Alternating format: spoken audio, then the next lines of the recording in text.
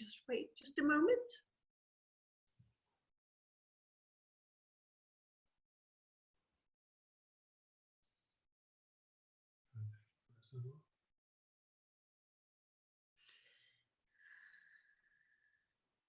Okay, I'm back. Oh, we can leave them on.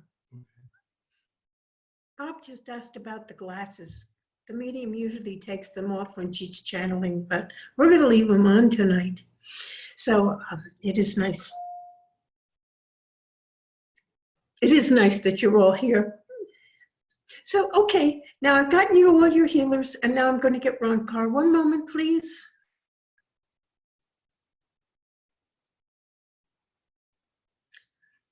Good evening. It is I, Ron Carr. It is my pleasure to be with you in this evening.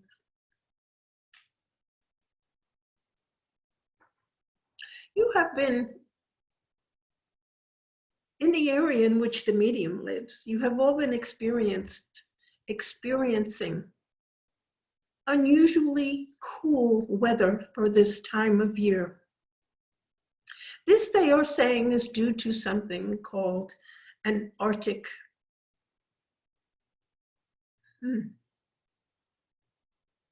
I have missed the term, but a polar Arctic vortex, which has brought down colder than usual air. It is making your springtime be prolonged, and so it is greatly to be enjoyed. While some may complain that it is too cool, that you are looking forward to summer, you are looking forward to many things happening. But things take their own time, and you may look at this polar vortex as just something that is also prolonging the time you are in. If you look at what is happening around your world, you will see that time has almost seemed to slow down slightly. That is because you are distancing. Many of you are not on your regular work schedules or your regular weekly schedules. And this change in normal activities seems to make time go even slower. And having the prolonging of the spring seems to confirm that amount. Now, there are many benefits to having a prolonged spring along this way, as well as many difficulties. Some of you experience allergies, and these allergies can cause you to sneeze and to sniffle and for your eyes to water. But for many of you, this is not a problem, and you must enjoy what has happened as a result of the prolonging of the springtime. Many of your flowers, which normally would fade quickly in the heat, are still in bloom. And along that line, of course, there are other flowers which have not yet come into bloom that would be soon awakening. So time for you has been stretched out and elongated. And this all goes with social distancing and staying apart from one another. You are having difficulty, most of you, with being patient and waiting for the opening of your state and where you are at. There is the desire to get back to what you consider to be normalcy, the way things have always been done or close to being done. But you must welcome in the new things that are coming to you at this time, for it is a good time to re-examine all the things that you have done in the past with the desire and to assess them as to their desirability. Many things are good, and you must look for the good in what is happening around you. While some of you have been prevented from going about your normal work and enjoying your normal work and your activities, this has given you time to explore other avenues in your life. And if you have not yet taken advantage of that, I suggest that this time is a good time for you to do so, for it will be no time at all before your state opens up and allows you to go back to what you might consider normal activities, or your stores being open, things like that. It will happen in no time at all. I promise you, when it is over, you will think that it took forever, but that it also went by quickly. Because just as you were in the doldrums of feeling the separation, it is over. So I assure you that you will be regaining your ability to move freely, to enjoy one another's company. And you will also be experiencing good health and vitality. And the sooner you welcome in the opportunities and you let yourself enjoy your life again, you will be very happy.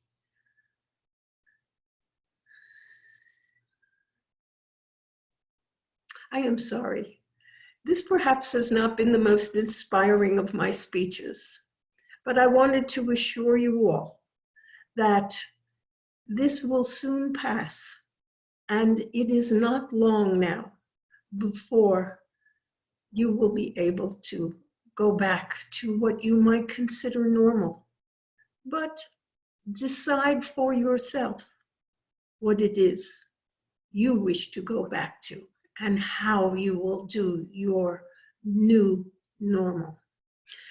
Are there any questions anyone would like answered in this evening? Hi, I have a question. My name is Isabel. Hi, Isabel. How are you?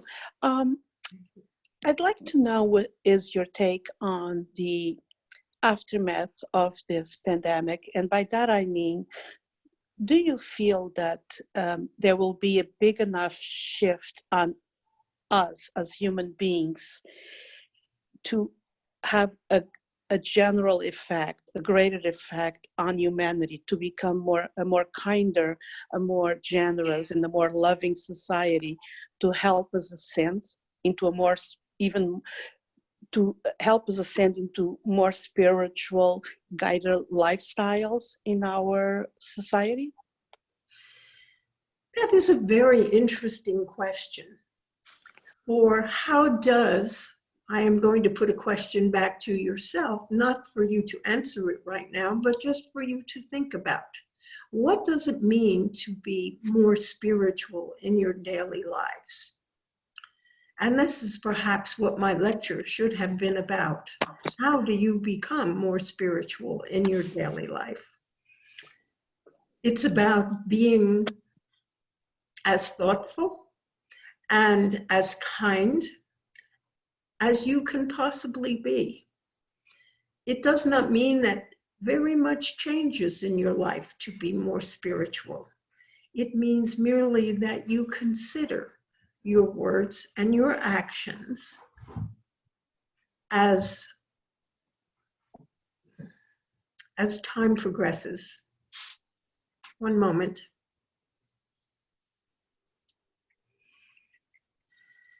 Too much light. No, it is fine. One moment.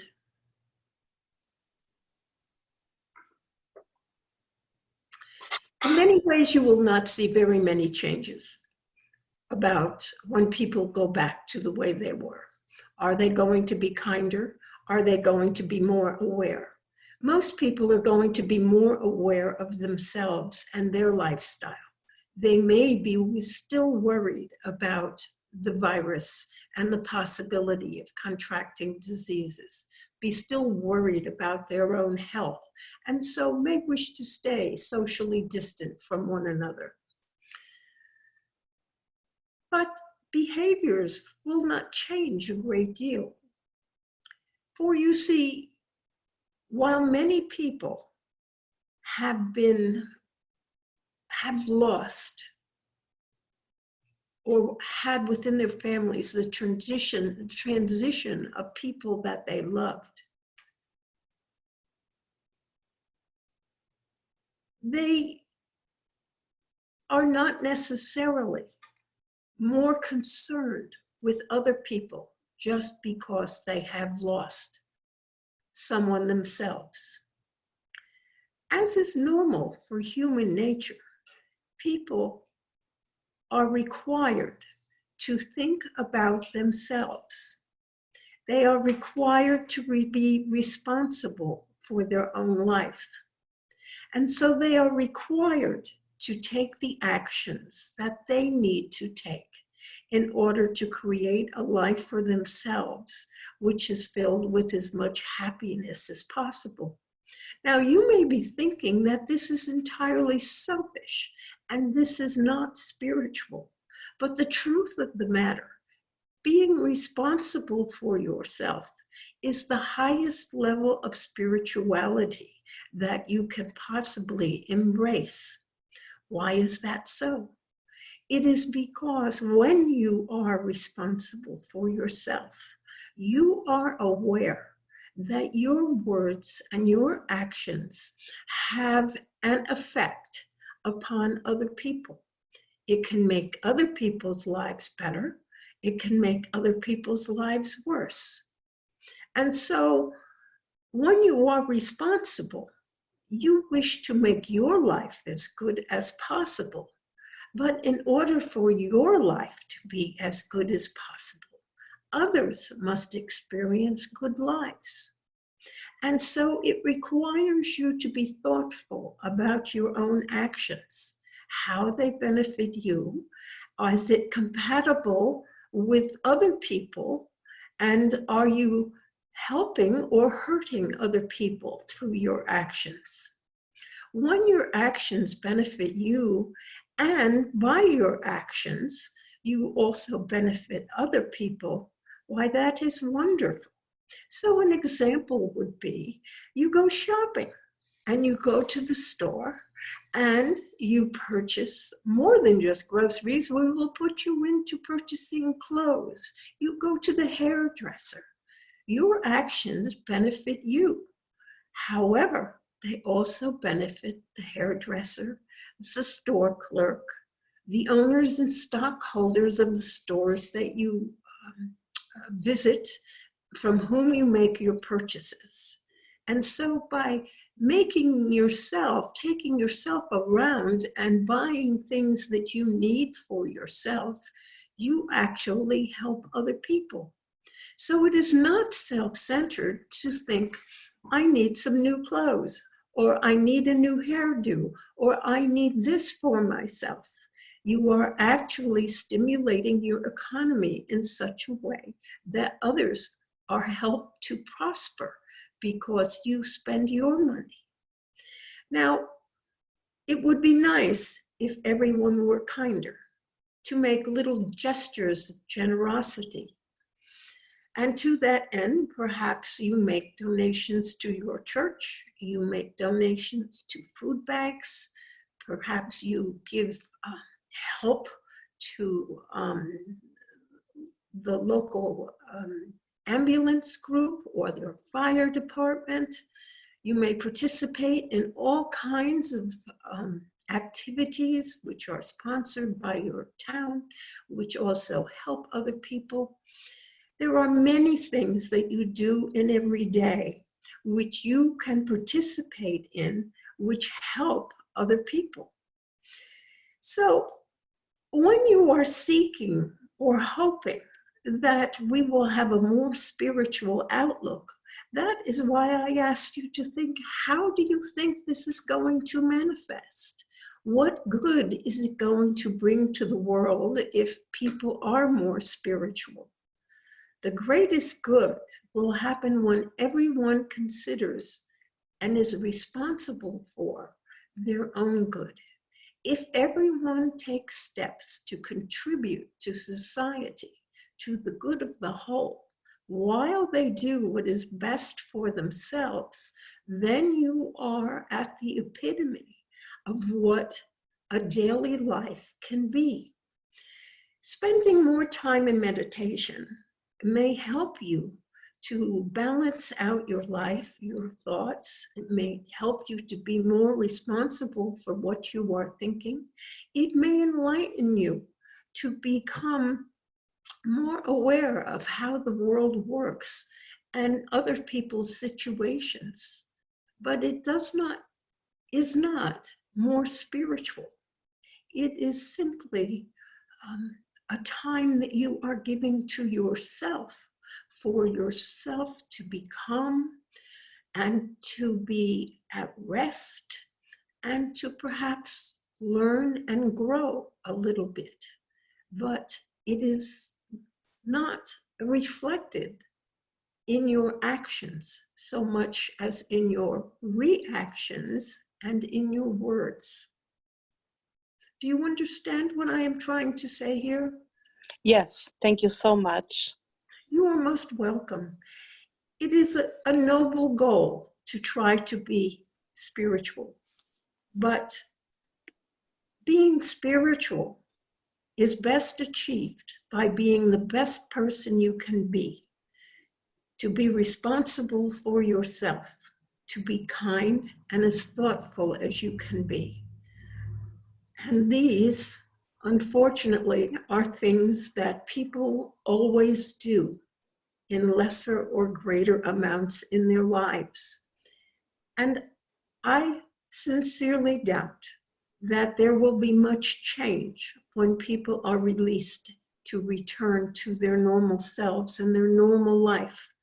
They will soon become as much preoccupied with their own well-being as they have always been. But as I have said, this is not necessarily a sign that they are not spiritual. It is merely that this is the way people need to act.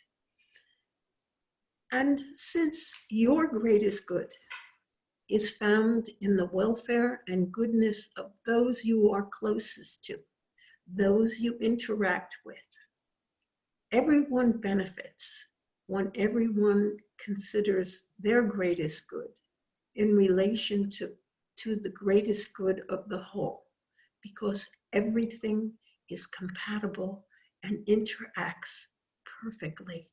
There is total harmony within the universe. And the more harmony you manifest in your life, the more you are demonstrating the perfection of your own being. Are there other questions?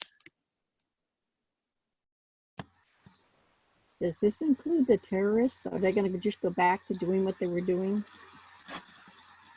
That is an interesting question. There certainly has been less terroristic activity going on since many terrorists have become sick and ill. And so all were coping with this virus in their own way. And are the terrorists going to go back? It is entirely possible that they will begin to do this because there has been no great lesson for themselves. They do not interpret this virus in such a way as to think that that is a reason to stop doing what they are doing, since they believe that some of what they are doing and they are acting is done in the service of God. And while I would say that this is not so, I do not think that any terrorist would be convinced that what he is doing is wrong and damaging to himself as well as others. Thank you. You are most welcome. I have a follow-up question on what you were saying about us stimulating the economy being good for everyone. I think a lot of the time now that wealth is so concentrated at the top, you know, supporting a lot of these businesses isn't really helping the store clerk, or, you know, it's more lining the pockets of people who are already very wealthy. And I'm wondering if you see that form of capitalism, you know, that sort of exploits international markets or international labor, if you see people being more thoughtful around that. That is an interesting question, but you denigrated the help that your participation in purchase at a store would do for the store clerk. It is true the store clerk perhaps would not make as much money as the owner of the store, but it is also true that through your participation and your purchase, that person is gainfully employed. Now, everyone has a choice on what they wish to do with their lives. Many people simply take the easiest way out. They choose not to think about how to make more money. They choose to think that this makes enough money for themselves. They can do this job, they have their time, perhaps they like what they do, and so it is a fulfilling position for themselves. You see, as a store clerk, you can be very helpful to all the customers who come in the door. This can be very fulfilling. And it doesn't matter to you whether or not you get a full amount of profits or someone earns more than you. You probably expect that other people do earn more than you. But it is your choice to be a store clerk. So when you ask whether people will change economically, the system that you currently use or have in the United States actually is the most responsive system to the individual. In other economies, people do not have freedom to make choices in that which they do. They cannot decide whether they wish to be a store clerk.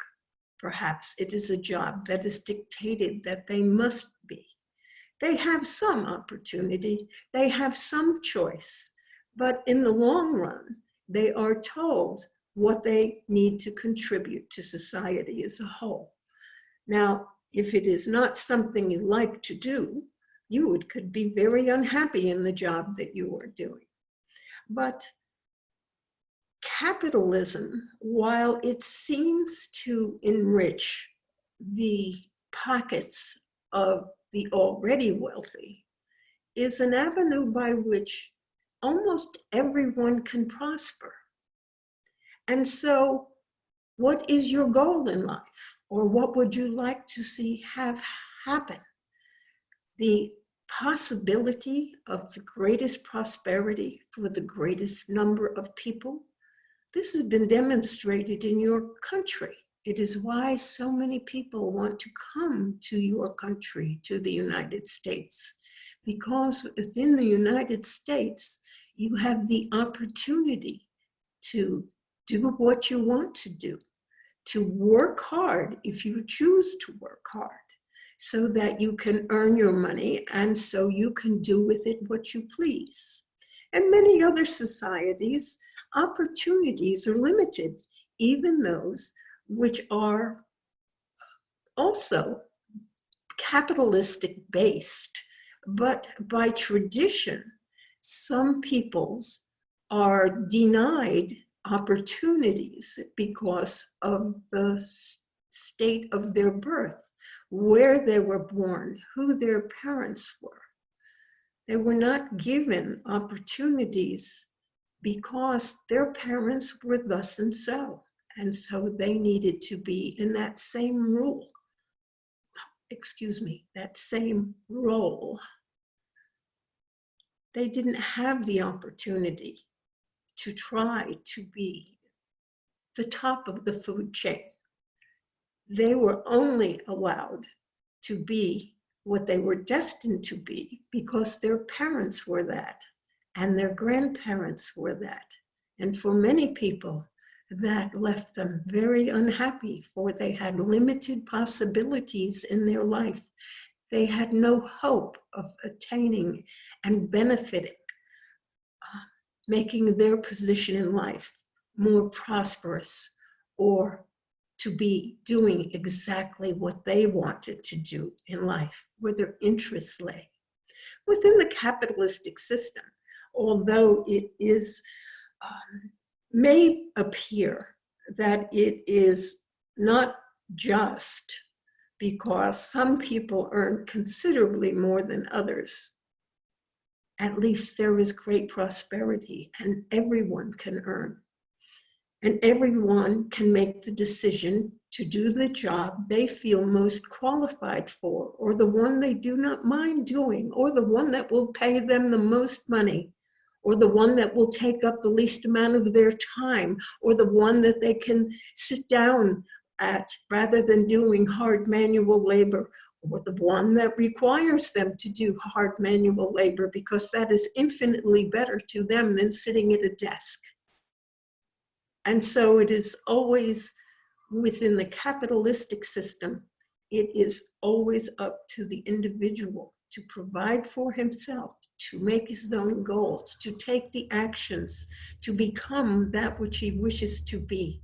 There is no shortage of opportunity in a capitalist system. In other systems, there is almost no opportunity. People cannot make choices for themselves. They are instructed. They are told often what they need to do. Perhaps they are given a choice when they are 14 or 15. And at that time, most children do not have any idea what they wish to do, but they must they must follow a certain pathway in life as perhaps determined by others. And so if you are one of those people where your parents told you what to do and you were forced to go to college when you did not want to go to college, or you were not allowed to go to college when you wanted to go to college, or you had to go in your parents' business because there was no other opportunity to do anything else and your parents insisted on it, you can see that that might be difficult. At least in capitalism, there is the potential for you to change yourself, to reach your highest goals and your highest potential. I assure you, in other systems, these are opportunities that do not exist. And so do not resent those people who have worked very hard in the past, taken risks, gave up other things so that they could become highly successful on a financial point of view. But there are many people who chose not to do that because they wanted to become highly successful on a family point of view, where they shared the love of family members and friends, or they were personally creative with writing books, creating artwork, being sculptors, so many different things, singers, painters, dancers. These are people who often have chosen to do something that is fulfilling for themselves on an artistic basis or creative basis, but is not fulfilling on a financial basis. These people would be denied that opportunity in other societies with never a chance to explore it, to try, to become. They would be made to do whatever someone else decided they should do. So if you value your freedom, it is important to be happy in the area in which you live, to not be overly critical of what you think other people are doing or how they are benefiting from you. Each person makes his own decision. And this is a freedom that should be valued. And many people decide, for whatever the reason, to enter into positions where they do not experience great financial remuneration in their life and do not have the responsibilities that come with such lives. I don't know if that is the answer you hope to hear. Thank you. It was interesting for sure. I think in my perspective, like it's not always equal opportunity and like, but yeah, I mean, I understand what you're saying of not resenting other people. So thank you. You are most welcome, but I assure you, some people may have advantages, and that is perhaps what you are saying is not an equal opportunity. They may have had parents who were wealthier, who had been successful, or who had saved more money, and therefore were willing to help other people in advantage, give someone an advantage over someone else.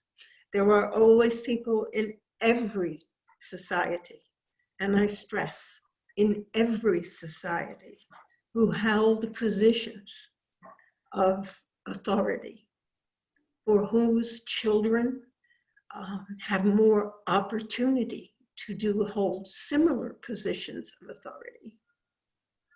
But at least in capitalism, everyone can hold the dream and take the actions they need to take in order to reach the level of success they wish to reach. Now, not everyone will be successful, simply because very often what I would like to do is not desired by others. And so no matter how much I go out and peddle my skill and market my abilities, if people do not wish to buy what I am offering, I will not be successful. And so there is always that compromise within oneself. In order to be financially successful in the way that you are speaking of, you must take all the time and the effort to do what other people will respect, want, value, and be willing to pay for. When you have those skills that other people want to avail themselves of, you will be successful, and opportunities are unlimited. So the trick to enjoying things is to figure out what other people want and then give it to them. And then you will be successful. Are there other questions?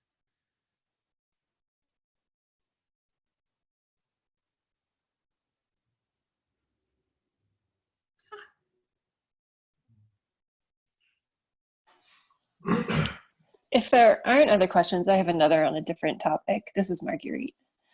Sure, Marguerite. Okay, so I was reading Abraham Hicks, and I know this is something I've heard you before, but I'd just like to read an excerpt and just ask a question based on it. Sure. So he says, they've explained to us that it's not their work to decide what we want, but it is their work, Abraham's work, to assist us in achieving whatever we desire. In Abraham's words, Abraham is not about guiding anyone toward or away from anything. We want you to make all of your decisions about your desires. Our only desire for you is that you discover the way to achieve your desires.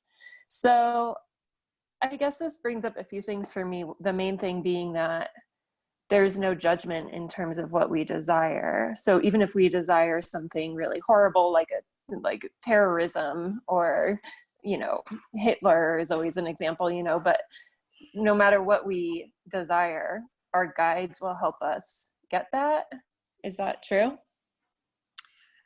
Not when it comes to things that are very bad. Guides do not wish to be associated with people who desire to murder other people or desire to be so selfish that they would not, that they would, well, I do not know how to say it. Guides do not wish to be associated with people who do bad things in the sense that they harm or hurt other people. And so therefore, you would not get the help of guides if you wish to be a terrorist. They would not help you find the information you need to create a bomb. However, if you wanted to find a cure for something and you got yourself an education in medical matters, they might inspire you to look in certain areas so that you could find cures.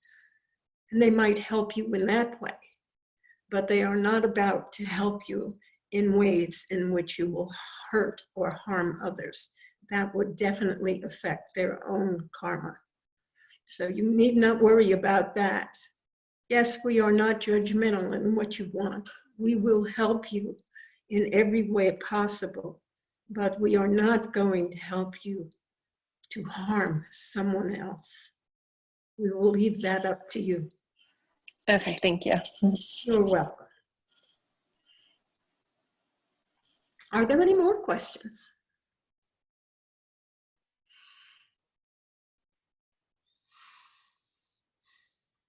I have a dumb question. Since God is totally conscious, a conscious being, and if we go to the axiom of as above, so below, we have a conscious and a subconscious. And is it possible for God to have a subconscious mind? What an interesting question. I never considered that or seen any evidence to that effect that God is anything more than the one who started, who had the power to manifest this whole creation. He does not have a subconscious mind in that sense. The reason that you find different types of conscious minds within the physical or the physical world is because the human being is an amalgam of both spirit and the physical. And as such,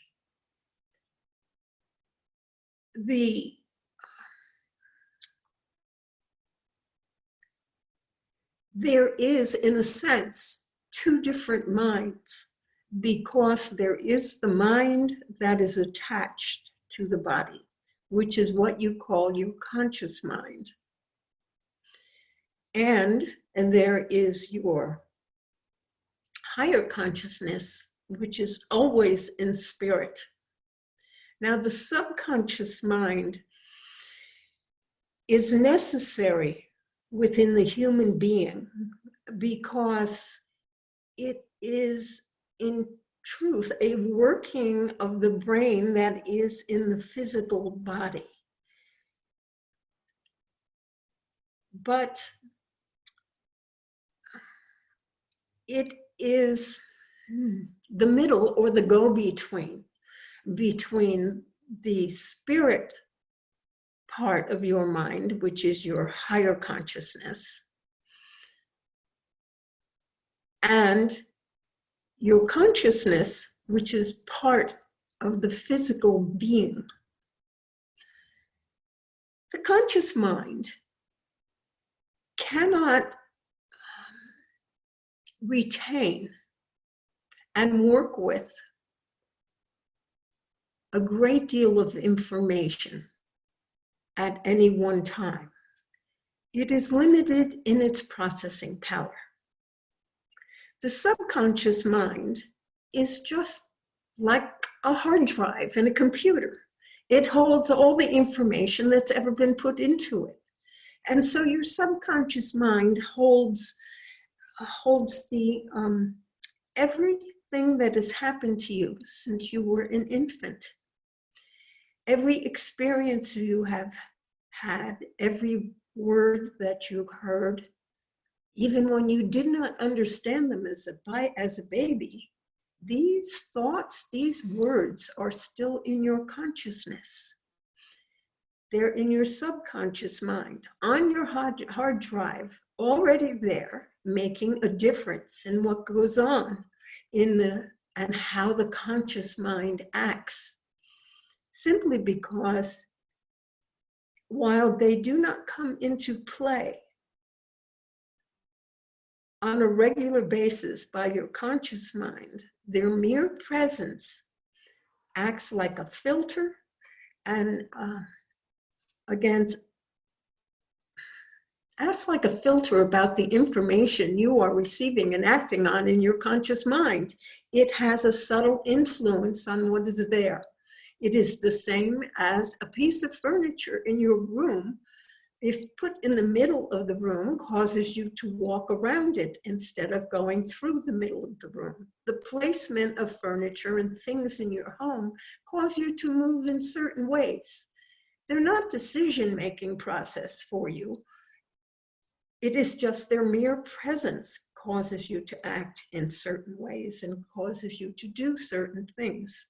So your subconscious mind is the holder of all kinds of information and experiences. And your conscious mind does not remember or consider these things, but they are there as blocks. Also, if you might think of the game of chutes and ladders, it maybe is the chute that goes down and brings you to a conclusion, because this piece of information, this thought, this idea is in your mind, and it is there merely in its presence, causing you to think and act around that.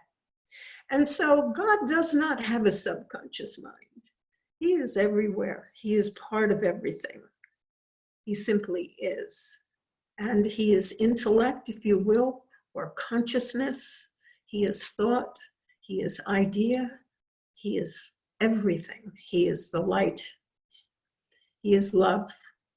He is the one creative power and presence that is present throughout this whole universe, everywhere. And so he does not need a subconscious mind, since he is present in each one of you. He is present within me. He has my mind. He has your mind. He has everyone's mind, and consciousness is all part of himself. And so he is aware without having to have such a thing as a hard drive, which stores his memories. They are always present. They are present within the mind of everyone, you, me, and everyone. Okay, thank you. You're welcome. Are there other questions? Yeah, Ronka, I have a question. This is Agnes. Hello, Agnes. Hi. The masks that we are required to wear when we are out in public, it's a debate right now. Is it that it's not very healthy to wear it all the time? Like you find somebody walking down the street or in their car and they have it on. I mean, they're by themselves. That it's more dangerous because you're now taking in carbon dioxide instead of healthy air by covering your nose the entire time. So you were asking, are masks healthy or not? Seems to be your question. Yeah, in extended duration. Well, you were obviously getting enough oxygen. If you did not get enough oxygen, you would become ill. You would probably faint. That is what happens to people who cannot get enough oxygen. Their brain molecules, their synapses, whatever it is that is within the brain ceases to work when they do not get enough oxygen, and they begin to think in distorted ways, and often then will collapse or fall down if they do not get enough oxygen. Their body would be starving for oxygen. So obviously the people who are advocating the point that there is not sufficient oxygen coming through the masks are not thinking clearly, and perhaps they have been blocking their own oxygen content because they are not thinking clearly. Most of the masks do not stop the proper flow of air, but they do filter out at least some of the particulate matters which might contain pieces of the virus. Theoretically, that is why you are wearing them. If you are speaking, or you are coughing, or you are sneezing, you are stopping the little droplets from coming out beyond your space. And theoretically, that will stop the spread of germs or viruses. Now, of course, it has been my observation that there are very many different types of masks out there at this time. Some of them are more effective than others, but that is why you are wearing masks. These also help to filter out, as you have noted, some of the air that you are taking in. But many of these viruses are too small to them to be stopped by a mere piece of cloth, but several pieces of cloth together does make it cut out a little bit. Do you understand what I am trying to say? They are not going to harm you, these masks, and they may stop some of the spread of the virus. So they can be useful in that way. I would not stop wearing them just because you feared that they might be bringing more carbon dioxide back into your body. When you exhale, these masks are porous enough to allow your exhalations to move out of the mask. Thank you. People are not dropping down on the streets, so you know that they are getting the proper amounts of oxygen. And it is always necessary, actually, to have a little bit of carbon dioxide available for yourself, because a lack of that sometimes can cause you to, when you hyperventilate, too much oxygen can be bad for you. And so you need to carbon dioxide in the mixture of air that you breathe. You know, people get panic attacks, and they begin to breathe in and out rapidly because they are worried or upset about something that has happened, and their hearts are beating fast. It often can cause people to faint because they are taking in too much oxygen. And the remedy for this type of thing is to breathe in and out of a paper bag, and that way you are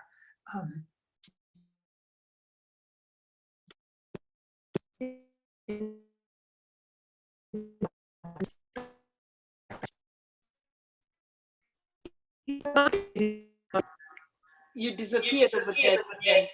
We can't hear you. Oh, then I'm assuming this is a difficulty with the internet connection. Can you hear me now? Can you hear me now? Yes. Good, Yes. good. I'm sorry if you missed part of that. Right at the very end. That's okay. Thank you. You are welcome. Are there other questions? Yeah, Ronka, this is Cheryl. I have a question for you. I have a friend who's having a hard time in the hospital right now. And is it too much to ask to send her a healing angel? Is she a patient or a nurse? Yes. She went in for surgery and somehow it's not going well. So she is a patient. And would you give me her name?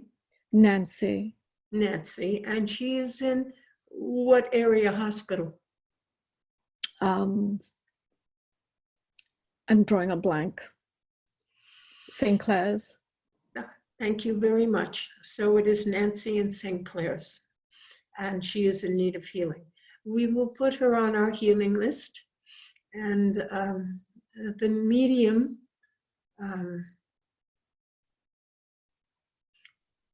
we'll be praying for her when she goes through her prayers in the morning.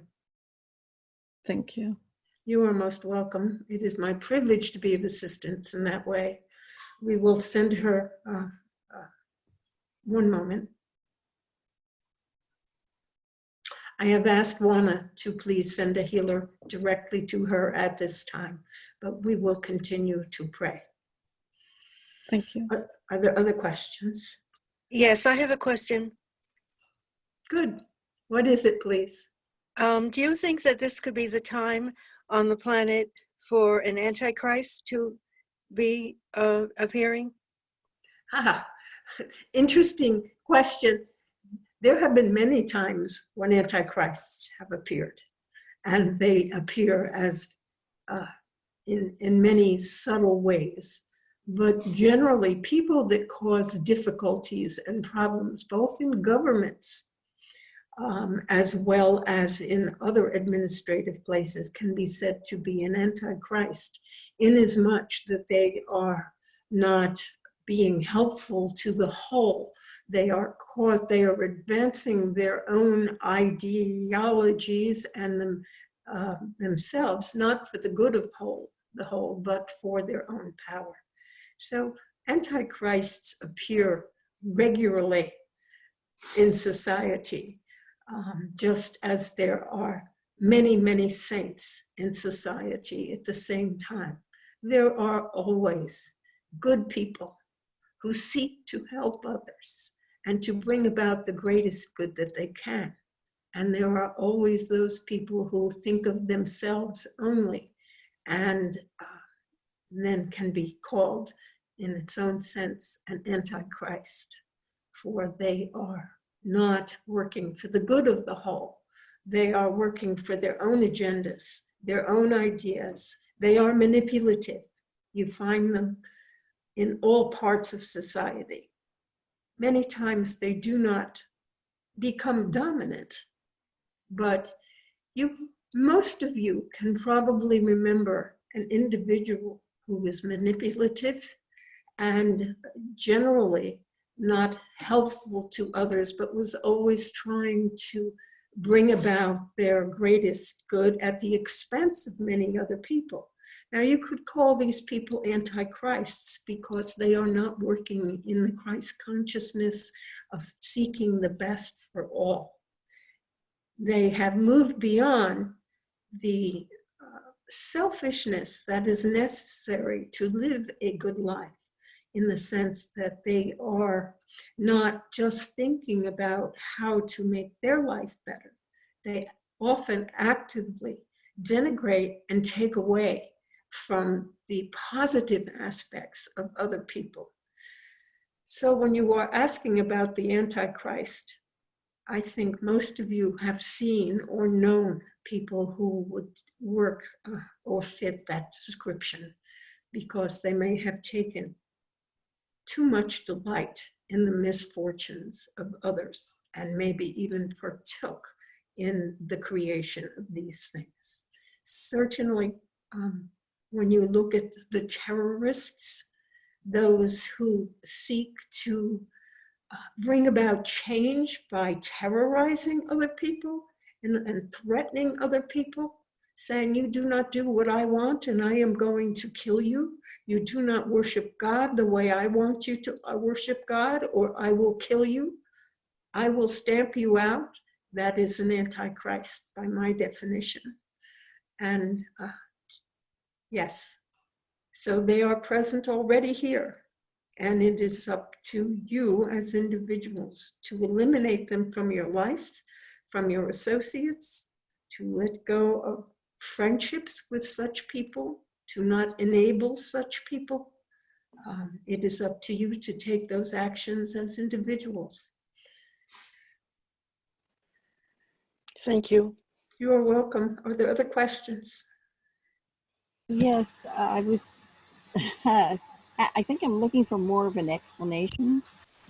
You always tell us that we are powerful, and I think my brain is not understanding what you mean by that, because in our world, I think thinking that we are powerful means we can fix something that's broken or fix ourselves that's broken, or like we have power over something. And that doesn't seem very clear.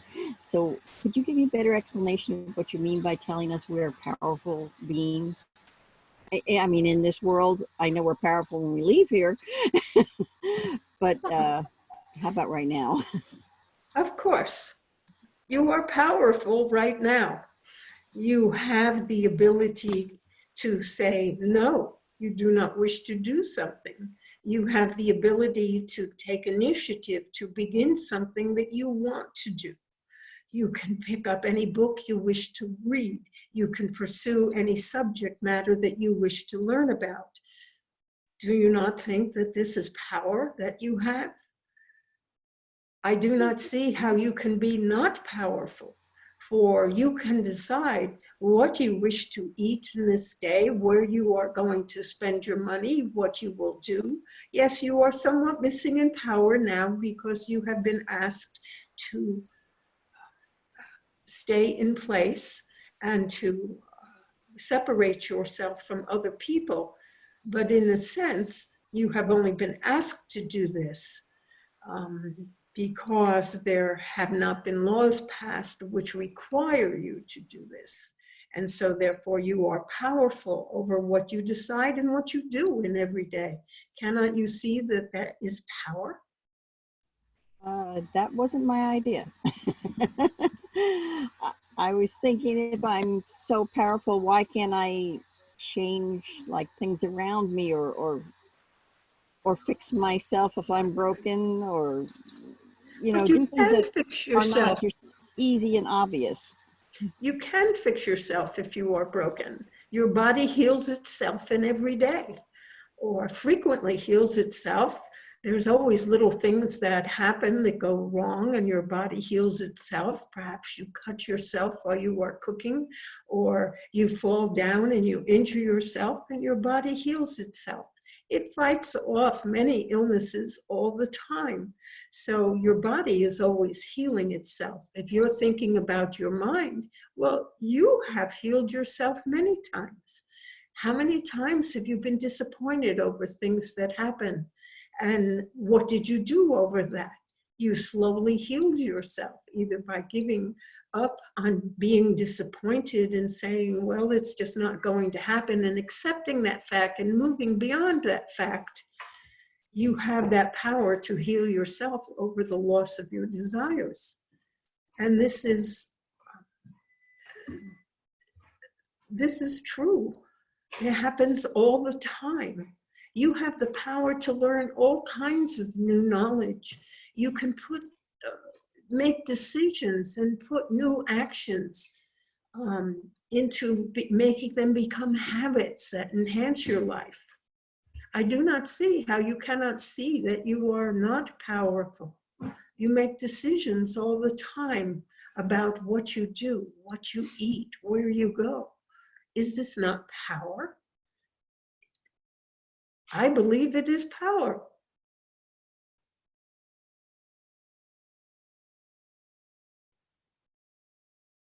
Can you hear me? I'm wanting to know if I'm sorry, I lost the computer Yes. thingy. I'm sorry. I'm sorry, I lost the computer thing. That's why I couldn't answer you right away. But I was not thinking, I mean, I know what you're saying, but when I'm here, the things that you're telling me that we do that seems powerful seems almost just natural and part of life. Well, not anything extraordinary. well, they are, but these are extraordinary things. You can make miracles when it comes to healing people. You can send them healing energy. You can send people love. You can inspire other people through the words that you say, the things that you do. Most of you are very inspirational in your lives. You may not realize it, but when you say or do something good, many people are inspired by that action to follow your will, to follow your lead, to do what you did, and to become better than they were, or to learn something new. Almost everyone is an inspiration to other people at some time in their life. You may not think it is so, but you have inspired many people. You are a mother of many, many children. Do you not accept the fact that you inspired many of them to be wonderful people, to be loving and kind, to work, to be honest? Is that not a sign of power? And this is what you have to understand. This is all that power is. Even those people, we will talk about your president. What has made him so powerful? He has ideas. He has visions in the past of what he wanted to do with his buildings and what he wanted to create. And he did everything that he needed to do to become successful as a builder of beautiful and magnificent buildings.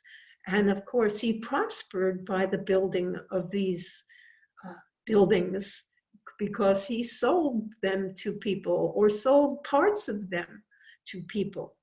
He created living spaces that people wanted to live in. And so he became very successful. And then he had an idea about, I guess it was about a television show, or someone else gave him the idea. And he went forward and he tried to do that. And then he thought, well, he could help the country. And so he would run for the presidency. And he did. And he was successful. That is how he is powerful, by doing the things that he wanted to do and by influencing others to help him to become successful in his businesses and to be successful in his run for the presidency. And perhaps they are still helping him. Of course, he has many enemies, but he is a very powerful person. And you are very powerful. Everyone has a great deal of power in their lives. So what kind of power do you think you were missing? Not sure, but I'm getting a better idea of what you're talking about now. Every day, you exhibit your power and use your power to make all the decisions you need to make in the day.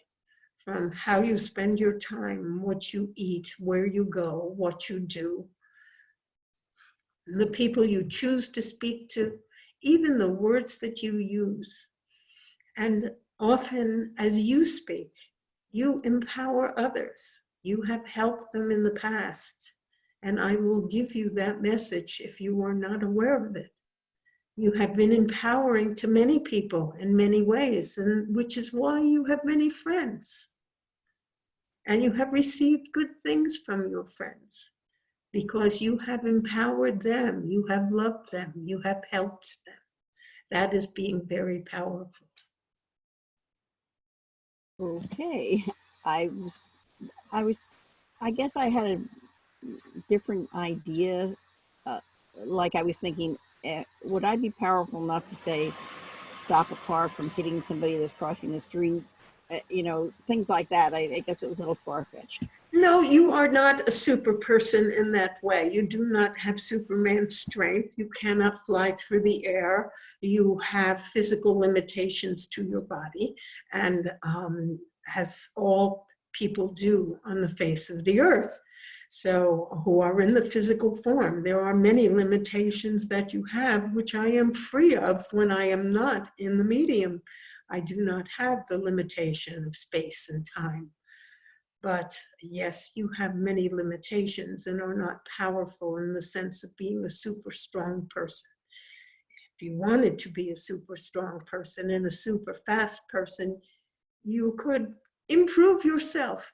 But I think at this point in time, you would not be successful. There is, I think you got that right. there is someone who has Thank you. recently broken the record for being able to lift a very large amount of weight. It was like a half a ton or something. It was a great deal. And he is a man who has spent his time lifting and lifting and lifting and developing his muscles, because that is what he wanted to do. And I guess he is one of the most powerful men on earth in the sense that he can lift great weights.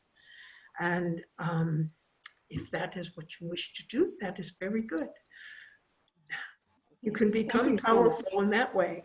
But no, you will not turn into Superman, Superwoman, or one of those super families they have on television. Okay, I was thinking of just like looking at the card saying stop, but it's not going to, I guess. Yes, you're on the physical plane, and fortunately or unfortunately, the car would have to follow the laws of physics. And it would be extremely difficult for you to stop a fast-moving vehicle, even with a great mind. Okay, thank you so much. You're welcome. Are there other questions? Yeah, that just kind of made me have a thought. I guess Donna's question, what that led to in your answer, I guess it seems we all underestimate our powers a great deal, like the farmer's power of feeding so many people, the fireman's power of rescuing so many people, or the doctor's power of making so many others healthy. Those are everyday things that we do, and not really taking into account how powerful those activities are. Maybe using some of the time that we have now to kind of realize what little things we do have to offer to one another, to utilize those little gifts that we have that are our powers that maybe seem so minuscule to us. They're not that minuscule after all. Right, they are very common because when they are yours, you have this knowledge and you have certain abilities that you have cultivated within yourself, whether it be to have great strength, whether it is a great knowledge of a particular subject, as it is a knowledge of the human body, such as doctors and nurses have, and the way of caring for the human body, whether it's in the mind, whether it's the mind of an engineer or a computer programmer, whatever it is you have cultivated it within yourself, and it is your power.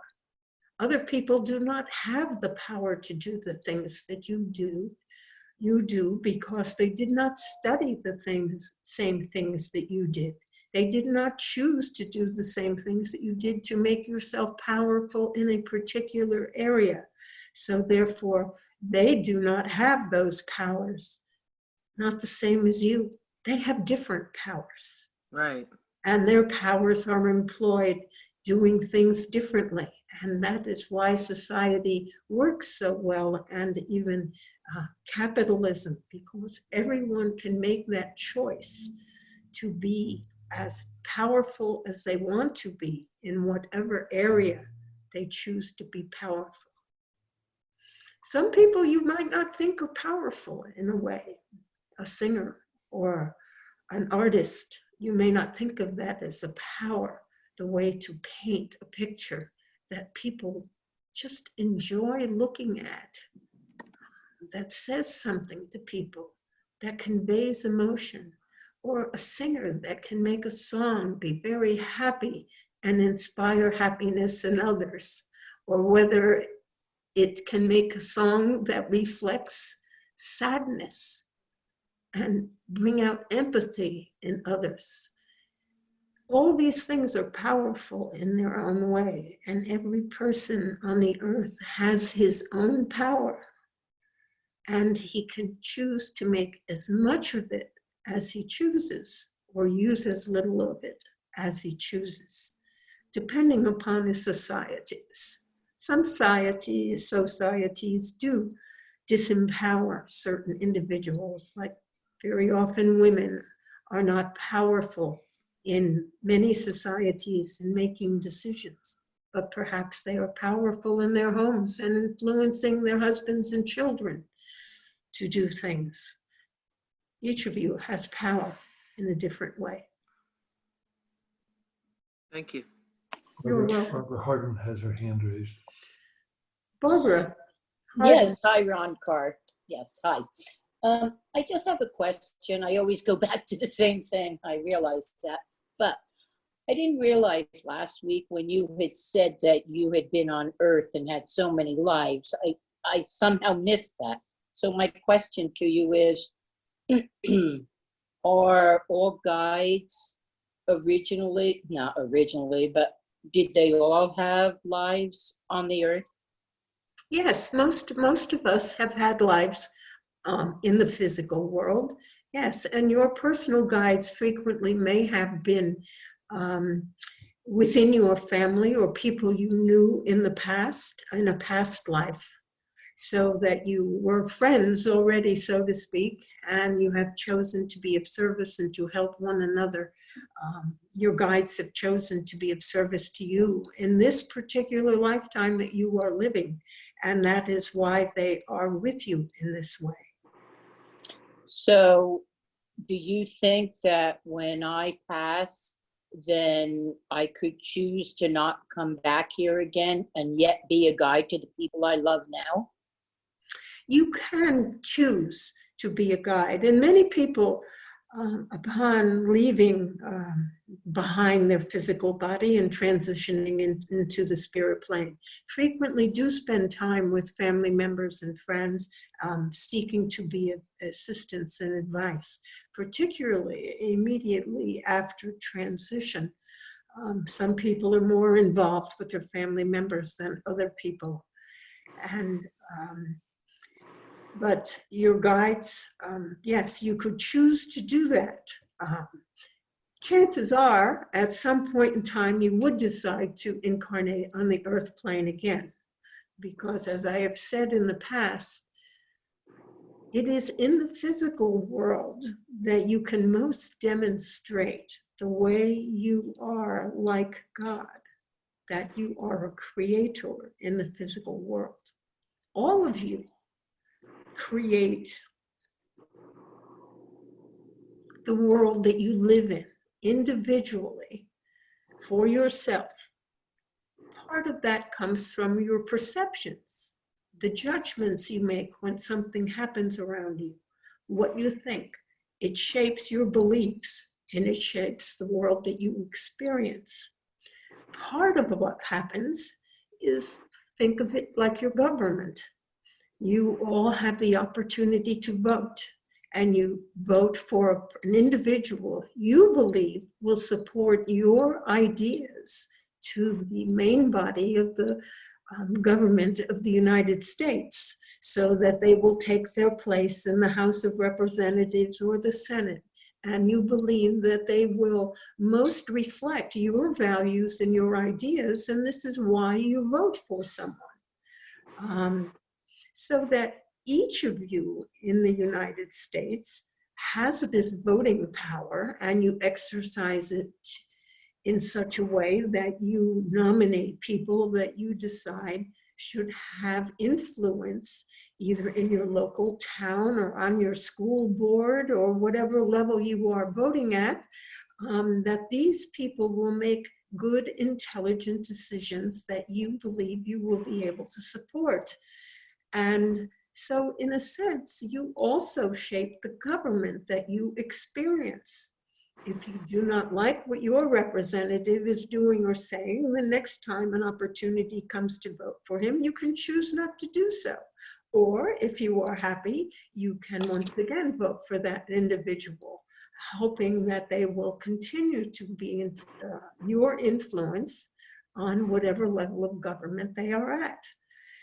So you are creating the world that you experience in every moment, mostly by your perceptions and your judgments.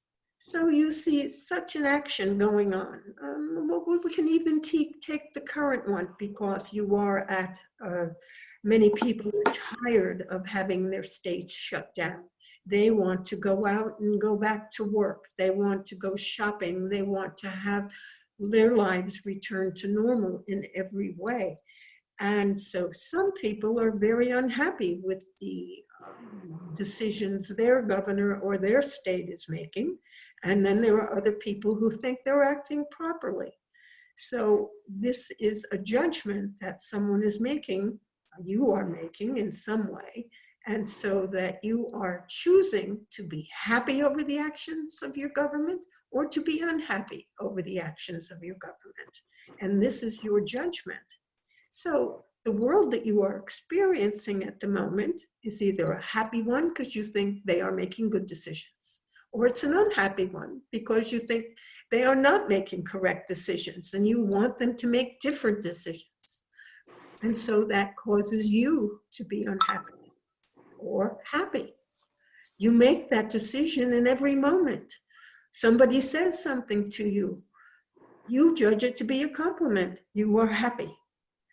Someone says something to you, they're telling you what to do, and you do not want to do that. You are unhappy. It is as simple as that. You create your happiness or unhappiness continually during your day. And it is important for you to recognize that. It is your judgments, your thoughts, and your desires which make you happy or unhappy. So you are very powerful. Thank you. You are most welcome. Yes, it is interesting to know that. And that is a very important thing to recognize about your lives, that you are creating them in every moment, in every day, that you, through your judgments, your actions, your thoughts, and that creates the world that you live in.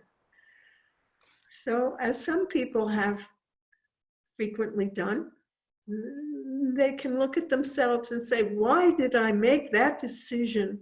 Why did I do this? And they can be unhappy over their own actions. And then other times they can be very happy and know, I made the right decision. This was the best decision I have ever made. And they are really happy about what they're doing. But you have made the world that you experience exactly as it is.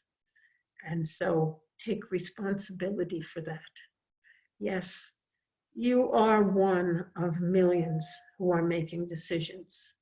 And so sometimes the preponderance of other people's decisions may not make you happy. They could be against what you feel is best. But as a whole, you had your influence and you still have the ability to either be actively mad, angry, and unhappy over what the other people decided in your life, or to be accepting and to do the best you can with those decisions to make your life as good as it can be. It's as simple as that. And that is how you live a wonderful, happy life, by choosing to view things in such a way that you feel most satisfied, most secure, and most happy. Are there any questions? It's getting near the end of our time together. Yeah, Tanya. Tanya? Oh, yes, I have one quick question. On empowerment, would Ron Carr be able to say how Norma is empowered by channeling or sending healing? I was always taught that the healer, the channeler, should really step out of the way and be a conduit. And it confuses me because I see Norma as a team player and her power helps with Ron Carr's. Can you enlighten me if you understand my question? Yes, I believe I understand your question. Now, when she is in this position, when she is channeling, she stays out of the way. And she allows me to do the speaking and the talking, because this is the main purpose of her as a channeler. And she allows this to happen. And I am using her body at this time. And while it may seem, because I must use her vocal cords, that it is she who is speaking, it is truly me. And there have been many times where I have said things that she maybe did not totally agree with, but it did not matter since I was the speaker. Now, when it comes to healing, there are two things that can go on. One, you as a healer can use your individual power because your abilities mentally can have their own power. You know that there are machines which they place wires on your head which can detect your brain thinking. And there are machines that can see inside your brain and can even tell which parts of your brain are working. That is because your brain is processing energy at every moment. And that energy is detectable by machines on the outside. So you have a mental energy that you are actually sending out and goes out into the atmosphere. So if you as an individual want to heal someone and you make the deliberate prayer, statement, whatever you wish, that you are sending healing to this particular individual, and you think about how you wish them to be, that they are well and healthy, that they are perfect in every way, that you are actually affecting that individual. You see, it does not take time, or the energy does not have to flow through molecules of the air to reach the person you are thinking about. Thought is instantaneous and moves across space and time instantaneously. So when you choose to think healing thoughts, loving thoughts towards someone, you are in truth sending on. Now, because I happen to know this, there are times when she is not doing the mental healing, where she is choosing to, as her belief is, she hooks up to God, is how she thinks about it. She extends herself as being between God and the person that is being healed, and simply channels God's healing and loving energy through. And in that way, she is again acting as a channel. She is not acting as the healer per se. She is the channel which moves the healing power of God into the individual, or through which this healing power flows. So for all of you, when you wish to heal someone, always know that you do have the power to send healing energies directly to the individual, such as the one Nancy who was mentioned earlier in tonight's time together, that she is in need of healing. And so while I took a moment to ask Juana to send a healer, a spirit to be with her and to send her healing, the medium is aware of this individual's name and will put that on the list for her healing tomorrow. Since the medium hears what I say and hears what you say, she is present but not active at the moment. Is that helpful? Yes, thank you. Thank you very much. So Yeah, it's 9 o'clock.